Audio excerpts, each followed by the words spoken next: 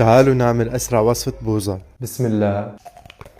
لازم كلكم تجربوها ولا تشتروا البوظة من برا أبدا. لوح شوكولا بدوبهم بحمام مي ساخنة. كاسات نايلون بحط فيهم الشوكولا،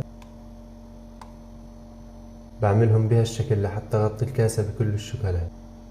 بعمل الباقيين بهالشكل، بحطهم بالثلاجة 5 دقائق لحتى تجمد الشوكولا. بطيخ بقطعهم بهالشكل، موز،